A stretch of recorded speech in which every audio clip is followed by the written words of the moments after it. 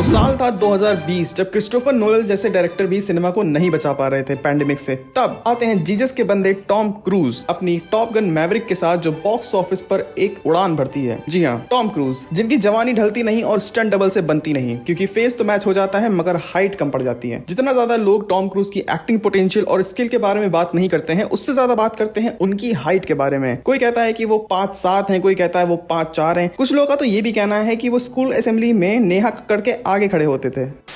तो कोविड के टाइम पर जहां बाकी सिनेमैटिक यूनिवर्स की मूवीज स्ट्रगल कर रही थी बॉक्स ऑफिस पर, वहां टॉम क्रूज ने टॉप गन मैवरिक के साथ $1.5 बिलियन कमाए थे। ना कोई फैंसी वीएफएक्स या सीजीआई, एक असली का जेट उन्होंने खुद उड़ाया था, जहां पर ग्रीन स्क्रीन की मदद ली जा सकती थी। लेकिन टॉम क्रूज ने बोला कि नहीं, ये मेरी मूवी है और मैं एफर्ट्स डालूंगा, मैं सलमान खान नहीं हूँ।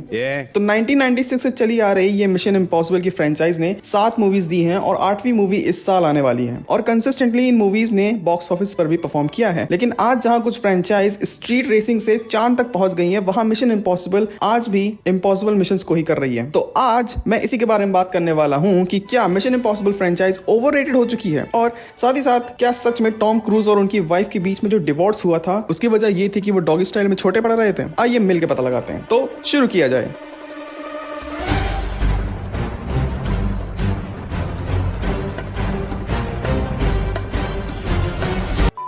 तो इस इम्पॉसिबल मिशन की शुरुआत हुई थी 1996 में, जहां एक आइकॉनिक थीम, वो मास्क रिवील करना और खुद से स्टंट्स परफॉर्म करना एक ट्रेंड बन गया था। फिर मिशन इम्पॉसिबल 2 के साथ इस फ्रेंचाइज को एक आदमी के ऊपर शिफ्ट कर दिया गया, क्योंकि तब तक के टॉम क्रूज जो थे वो एक स्टार बन चुके थे। क्योंकि याद रखना, बनता हुआ स्टार किसी को पसंद नहीं है, लेकिन बना हुआ स्टार सबको पसंद है। और जब जे अब्राहम ने डायरेक्टर के तौर पर इस मिशन इम्पॉसिबल सीरीज को संभाला, तब स्टोरी और ईथन हंट का कैरेक्टर सही डायरेक्शन में ग्रो हुआ और इसी सीक्वल से ये फ्रेंचाइज एक परफेक्ट डायरेक्शन में निकल गई। मैंने पहली जो मिशन इम्पॉसिबल देखी थी वो थी मिशन इम्पॉसिबल घोस्ट प्रोटोकॉल, और इस मूवी की शूटिंग के दौरान टॉम क्रूज की एक फोटो भी वायरल हुई थी उस टाइम पर। लेकिन उस टाइम पे इंटरनेट नहीं होता था, तो सिर्फ सुनने में ही आता था कि टॉम क्रूज ने एक खलीफा पे चढ़ाई करी है। बाद में मुझे पता चला कि ये वो खलीफा नहीं है जो मैं सोच रहा था। और फिर फ्रेंचाइज का इतना रेलेवेंट होना टॉम क्रूज की डेडिकेशन और कन्विक्शन की बदौलत ही है। हर एक नए सीक्वल से पहले ऐसी न्यूज जरूर आती है कि इस बार टॉम क्रूज ये स्टंट परफॉर्म करने वाले हैं कि वो चांद से कूद के धरती पर लैंड करेंगे। कुछ ना कुछ तो ऐसा होता ही है, जिसको सुन के ऑडियंस इंप्रेस हो जाती है, और जो स्टंट डबल होता है वो डिप्रेस हो जाता है कि साला फिर से नौकरी खा गया।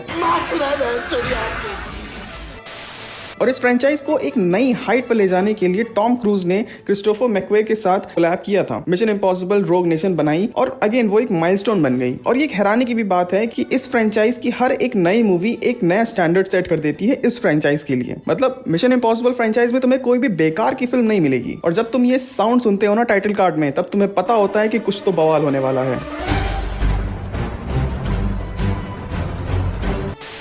मिशन इम्पॉसिबल फॉलआउट आई थी 2018 में, जब इन्फिनिटी वॉर आई थी। उसके बावजूद भी इस मूवी ने $700 मिलियन कमाए थे। उस टाइम पर ये बहुत बड़ी बात होती थी। और साथ ही साथ हेनरी कैविल का ये आइकॉनिक सीन हमें देखने को मिला था।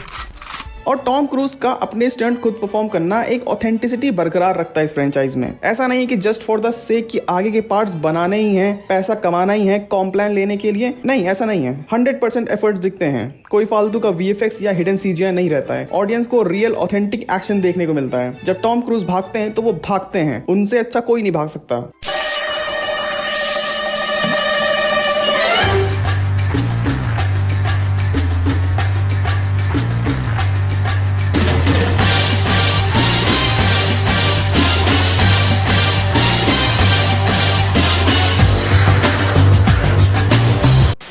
फॉलआउट के क्लाइमैक्स में जो हेलीकॉप्टर सीन था, वो सिर्फ उसकी ट्रेनिंग के लिए, सिर्फ हेलीकॉप्टर की ट्रेनिंग के लिए टॉम क्रूज ने 3 महीने लगाए थे। जो हेलो जंप सीन था, उसमें टॉम क्रूज एक्चुअली में 25,000 फीट से जंप करे थे। ये दोनों मिलकर नए नए तरीके ढूंढ लेते हैं फिल्म मेकिंग के। और ये तीसरी बात था कि जब क्रिस्टोफर आए थे मिशन इम्पॉसिबल सीरीज की एक और फिल्म डायरेक्ट करने के लिए, जो की थी mission impossible dead reckoning part 1। और ये पहली बार ऐसा हो रहा था कि मिशन इम्पॉसिबल फ्रेंचाइज में किसी स्टोरी को 2 पार्ट में डिवाइड करा गया था। और इस फिल्म को जानबूझकर डिले किया गया था, क्योंकि टॉम क्रूज चाहते थे कि लोग इस फिल्म को थिएटर में एक्सपीरियंस करें। और अगर तुमने ये फिल्म थिएटर में देखी है तो तुम जानते हो कि मैं किस बारे में बात कर रहा हूँ। हर एक एक्शन सेट पीस, चाहे वो रोम में चेज हो या वो डेजर्ट वाला सीक्वेंस हो, वेनिस चेज सीक्वेंस हो, सारे के सारे वो लाजवाब थे। स्पेशली वो मोटरसाइकिल वाला क्लिफ जंप। और ऐसा नहीं है कि ये सीरीज अपनी स्केल को बढ़ा नहीं रही है। इस मूवी का विलन एआई है। सोचो, ये मूवी 2 साल पहले आई थी और उसके 2 साल बाद आज भी एआई ट्रेंडिंग में है, बल्कि अब तो वो एक वर्ल्ड थ्रेटनिंग चीज बन चुकी है। तो सोचो, जब इसका नया नया पार्ट आएगा तो लोग उससे कितना रिलेट कर पाएंगे।